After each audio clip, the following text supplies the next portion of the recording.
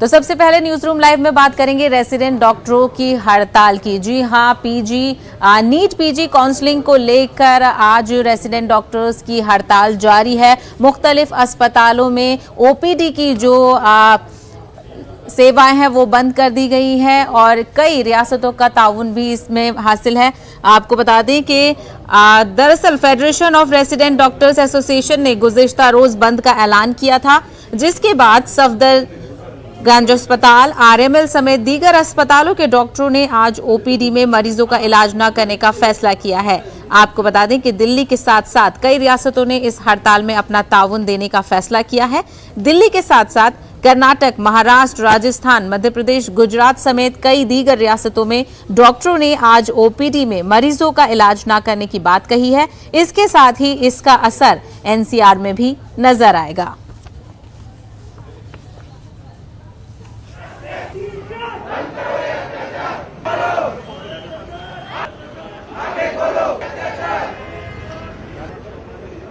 जो 6 जनवरी जो दी गई है डेट सुप्रीम कोर्ट के द्वारा, वो डेट एक्चुअली गवर्नमेंट के द्वारा मांगी गई है। 4 हफ्ते का टाइम मांगा गया है।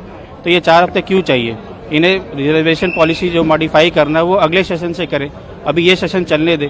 जो आपका प्रोस्पेक्टस में आता है उस चीज़ को आप फॉलो करें और जो भी आपको मॉडिफाई करना नेक्स्ट सेशन से करें। आज तो सिर्फ हमने ये रखा है कि हमारे जितने भी रेजिडेंट डॉक्टर्स हैं वो ओपीडी में नहीं जाएंगे, बट आज शाम में फिर से फोडा की मीटिंग है, ऑल ओवर इंडिया मीटिंग है शाम में 5 बजे।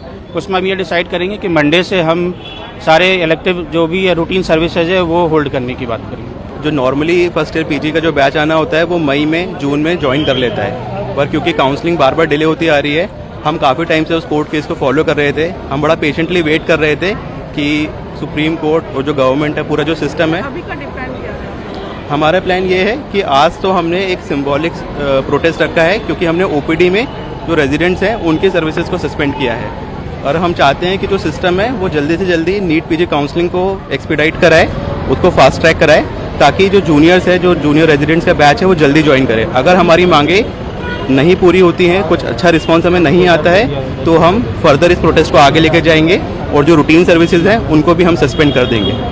कोर्ट हियरिंग्स तो बार बार डिले हो रही हैं। अभी दिवाली हॉलीडे आ गया, रेजिडेंट्स हमारे ऑलरेडी बहुत बर्डनड हैं, मेंटली फिजिकली कोई रिस्पाइट मिल नहीं रहा है। ड्यूटी आज बढ़ते जा रहे हैं कंटिन्यूसली।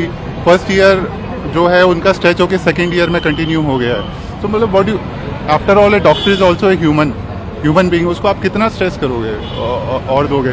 तो अब कोर्ट्स में जैसे जो 4 हफ्ते का डिमांड जो टाइम मांगा है वो सरकार ने मांगा है, कोर्ट ने अपनी तरफ से नहीं दिया है। तो अब सरकार इस पे, तो अब सरकार के हाथ में उसको एक्सपेडाइट करना है।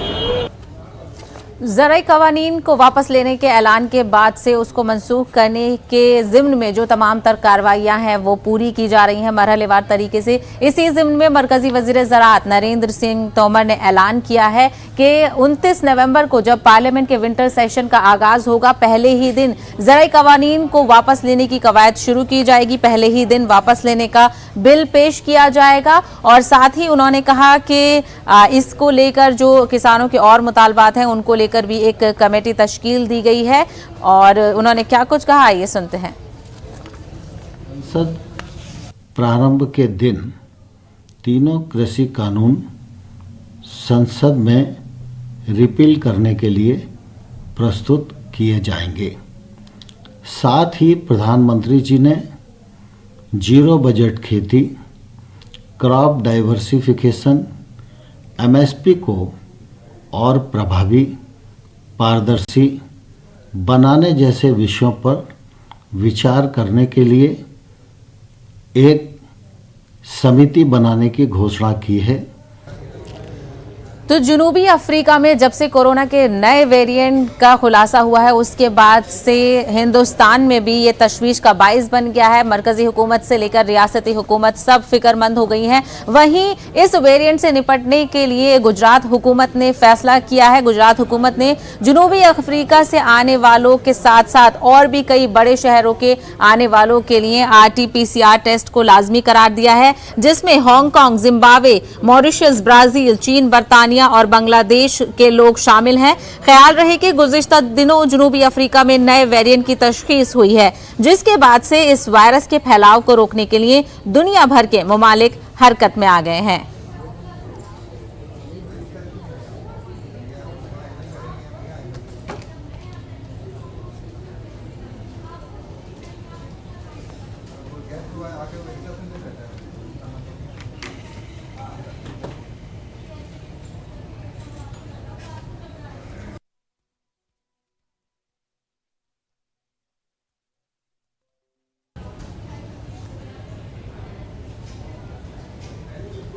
तो आपको बता दें कि वहीं उधर मुंबई की मेयर किशोरी पेडनेकर का भी कोरोना के नए वेरिएंट को लेकर बयान सामने आया है, जिसमें उन्होंने कहा कि मुंबई की तशवीश में भी इजाफा हो गया है इस वेरिएंट के बारे में जानने के बाद। तो वहीं उन्होंने भी ये कहा है कि जो मुख्तलिफ मुल्कों से आने वाले लोग हैं उनको क्वारंटीन किया जाएगा।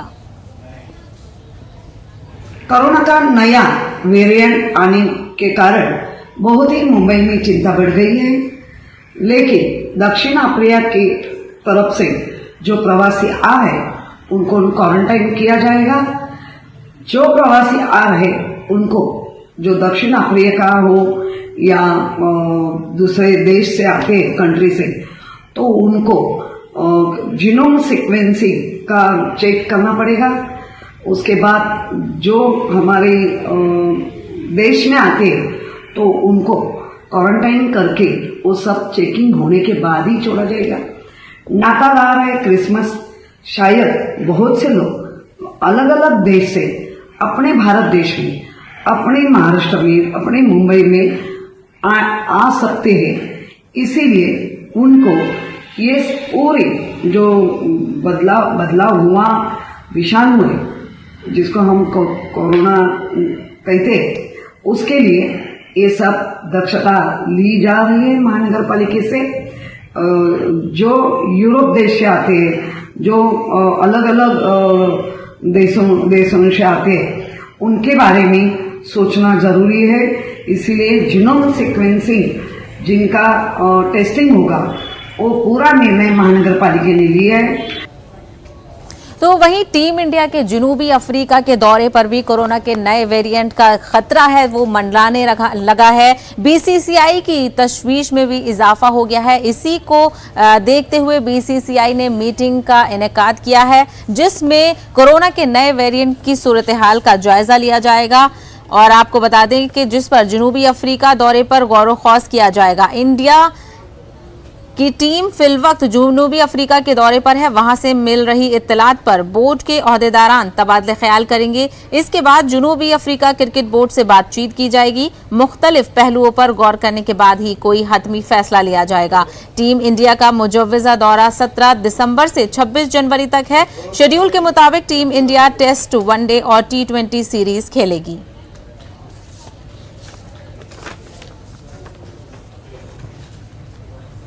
तो वहीं इस मामले को लेकर दिल्ली के वज़ीर आला अरविंद केजरीवाल भी काफ़ी फिक्रमंद नजर आए। उन्होंने इस हवाले से ट्वीट किया है, जिसमें उन्होंने वज़ीर आज़म नरेंद्र मोदी से अपील की है कि इसकी तरफ तवज्जो देने की ज़रूरत है, क्योंकि बहुत मुश्किल से हम कोरोना की लड़ाई में काफ़ी हद तक आगे बढ़ पाए हैं। मुल्क ने कोरोना से उबरने की कोशिश की है। मुल्क में नए वेरिएंट को दाखिल होने से रोकने के लिए हमें हर मुमकिन इक़दाम करने की ज़रूरत है।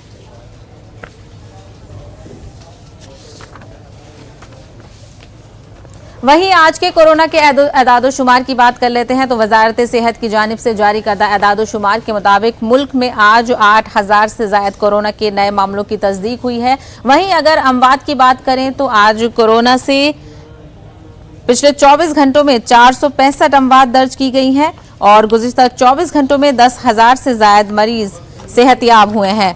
आपको बता दें कि मुल्क में कोरोना के 1,07,019 एक्टिव मामले हैं। मुल्क में अब तक 3 करोड़ से ज्यादा अफराद कोरोना को मात दे चुके हैं, जबकि मुल्क में अब तक कोरोना से 4,67,933 अमवात हो चुकी हैं। दूसरी तरफ मुल्क में कोरोना के खिलाफ टीकाकारी मुहिम लगातार जारी है, जिसके नतीजे में अब तक 121 करोड़ से ज्यादा वैक्सीन डोज लोगों को लग चुकी हैं।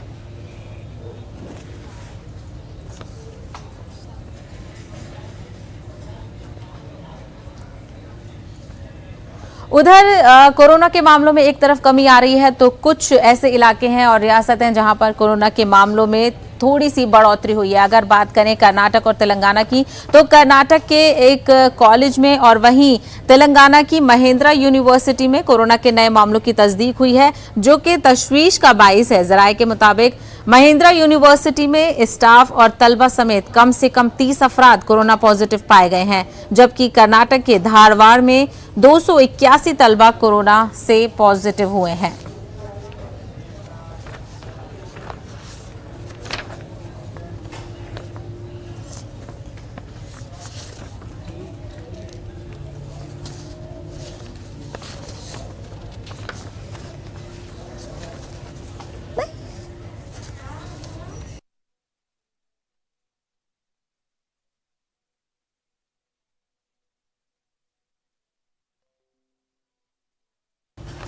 तो न्यूज रूम लाइव में फिलहाल रुकेंगे एक छोटे से ब्रेक के लिए, जल्द लौटेंगे कुछ और खबरों के साथ।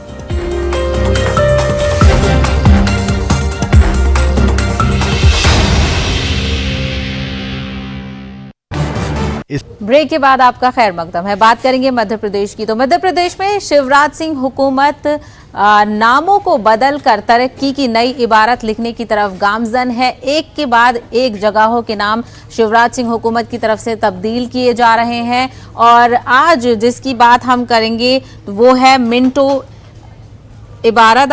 आपको बता दें कि एक इमारत की तब्दीली का शोर कम भी नहीं होता है कि दूसरी इमारत का मुकाम का नाम तब्दील कर दिया जाता है।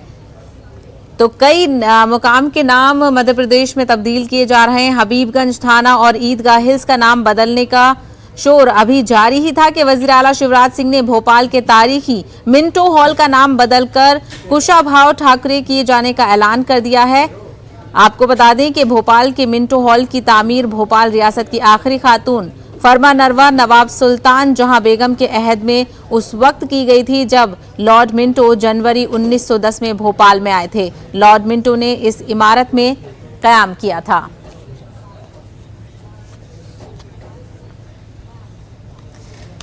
मजीद बातचीत करेंगे, हमारे नुमाइंदे मेहताब आलम इस वक्त हमारे साथ जुड़ गए हैं। मेहताब आलम, लगातार मध्य प्रदेश में कई मकामात के नाम बदल दिए जा रहे हैं, तो ऐसे में किस तरक्की की राह पर मध्य प्रदेश को शिवराज सिंह ले जाना चाह रहे हैं?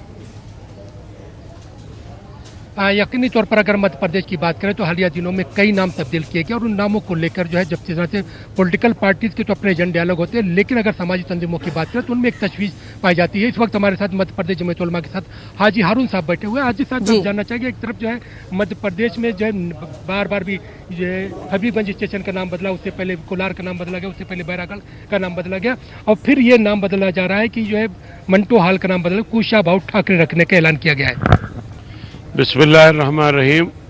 देखिए, मैं यहाँ एक बात कहना चाहता हूँ, नाम बदलना नहीं बदलना एक अलग चीज़ है, लेकिन जो जहनीत काम कर रही है, मुल्क को एक ख़ास रंग में रंगने की जो बात की जा रही है, एक तरफ तो भोपाल में कल के अखबारात में आरएसएस के चीफ मोहन भागवत साहब का बयान आता है कि जहाँ मुल्क ने आज़ादी हासिल की, साथ में तकसीम का दर्द भी मुल्क ने झेला और मुल्क के टुकड़े हो गए, 3 टुकड़े हो गए।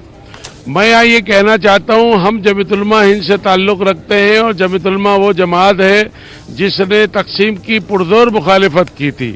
अगर हमारी बात उस वक्त मानी जाती तो मुल्क तकसीम नहीं होता, मुल्क के टुकड़े नहीं होते। आज मोहन भागवत साहब फिर कह रहे हैं कि हम अखंड भारत बनाएंगे और सबको जोड़ने की बात करते हैं। क्या ही अच्छा होता कि पहले जो हिंदुस्तान में लोग रह रहे हैं इन्हीं को जोड़ने की बात की जाती। आज गली गली कूचे कूचे पर नफरत फैलाया जा रहा है, नफरत की बात की जा रही है। तो मैं ये कहना चाहता हूँ, जो लोग हमारी हिंदुस्तानी कौमों के अंदर, हम तो वन नेशन थ्योरी के मानने वाले हैं, लेकिन अगर हिंदुस्तान की कौमों के अंदर हिंदू मुसलमानों के बीच में जो लोग लड़ाई की बात कर रहे हैं वो देशद्रोही हैं, उनको सख्त कानून के तहत, देशद्रोह के कानून के तहत गिरफ्तार किया जाना चाहिए, जेल में डालना जाना चाहिए। हर कदम वो उठाया जा रहा है जिससे नफरत पैदा हो रही है और हर कदम उठाया जो नफरत पैदा। यहाँ पे जो है भारतीय जनता पार्टी का कहना है, वजीरा काबीना वजीरों का कहना, शिवराज जी का, कि ये गुलामी की अलामत थी। नहीं, गुलामी की अलामत तो हम खुद मिटा देंगे अगर कोई होगी तो। बात ये नहीं है, बात है कि मुल्क को एक खास भगवा रंग में रंगने की मुहिम चली हुई है। भगवा रंग में रंगना चाहते हैं। नाम बदलने का तरीका कुछ और भी हो सकता है, लेकिन यहाँ तो सिर्फ और सिर्फ एक तहजीब लाना चाहते हैं। तो हिंदुस्तान की खूबी और यहाँ की सद्भावना तो हिंदू मुस्लिम एकता में छुपी हुई है। यहाँ तरह तरह के फूल पाए जाते हैं। आप सिर्फ एक गेंदे के फूल की खेती करना चाहेंगे तो मुल्क की खूबसूरती नहीं रहेगी। मुल्क में तभी प्यार और मोहब्बत रह सकता है जब आप सबको लेकर, सबका साथ और सबका विकास और सबके विश्वास की जो बात की जाती है उसमें ठीक है, आप कोई नाम बदलते हैं तो क्या मुसलमानों में बड़े रहनुमा नहीं हुए? उनके नाम पे करिए ना। आप मिनटों हाल बदलते हैं तो भोपाल में बहुत बड़े बड़े मुजाहिद जंग आज़ादी गुजरे हैं, उनके नाम पे करिए ना। हमें किसी हिंदू नाम पे एतराज नहीं है, लेकिन कहीं मुसलमानों को भी तो नए नाम में जगह दीजिए। लेकिन आप ऐसा नहीं कर रहे हैं, आप सिर्फ एक ही रंग कर रहे हैं। जिन्होंने मुल्क के लिए मुसलमानों ने कुर्बानियां दी हैं, जेल की सऊबतें बर्दाश्त की हैं, फांसी के फंदों को झूला है। भोपाल के भी बहुत सारे स्वतंत्रता संग्राम सेनानी हैं जो बरसों जेल में रहे हैं, उन्होंने कुर्बानी दी है। उनके नामों को क्यों नहीं जिंदा किया जाता है? सिर्फ एक ही रंग के नाम क्यों रखे जाते हैं? ये हमारा एतराज है। एक रंग के नाम और एक तहजीब को मुसल्लत करने की जो कोशिश हो रही है हुकूमत के जरिए, बिल्कुल उसको लेकर बिल्कुल तो नाम बदलने के पीछे मंशा क्या है ये तो कह पाना मुश्किल है। हालांकि मुख्तलिफ तबकों की तरफ से इसको लेकर मुखालफत की जा रही है और अब देखना ये होगा ये सिलसिला कितने आगे तक जाता है। मेहताब आलम हमसे बात करने के लिए बेहद शुक्रिया। अब बात करेंगे मिशन पानी की। जी आपको बता दें तो उत्तर प्रदेश ने इसराइल के साथ एक मुआहदा किया है जिसके तहत हिंदुस्तान इसराइल के बनाए गए मॉडल का बुंदेलखंड जैसे खुश्क साली इलाकों में इस्तेमाल करने जा रहा है। दोनों ममालिक की ये एक मुश्तरका कोशिश है जिसको हिंदुस्तान के बुंदेलखंड इलाके में इस्तेमाल किया जाएगा। तो मिशन पानी के तहत हम ग्राउंड से ये रिपोर्ट लेकर आए हैं, देखिए।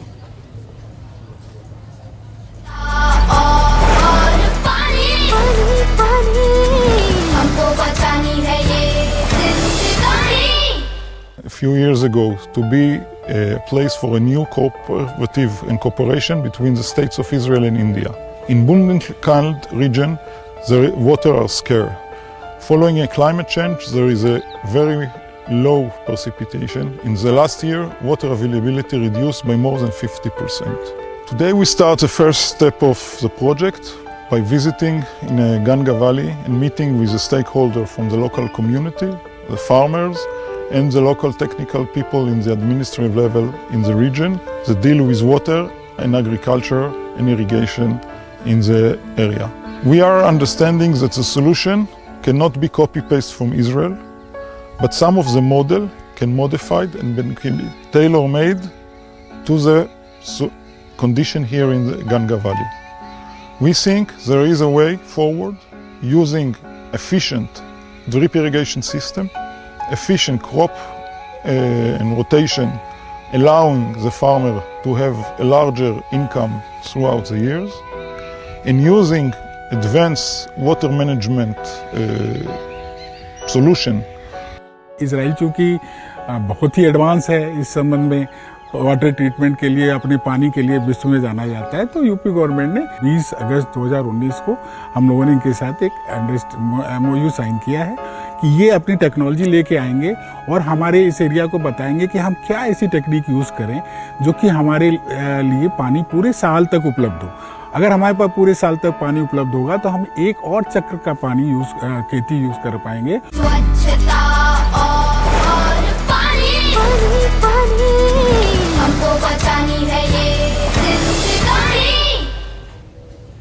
संयुक्त शेतकारी कामगार मोर्चा के बैनर तले मुंबई के शिवाजी पार्क से यात्रा निकाली गई जिसमें मुख्तलिफ तंजीमों के किसान ने शिरकत की।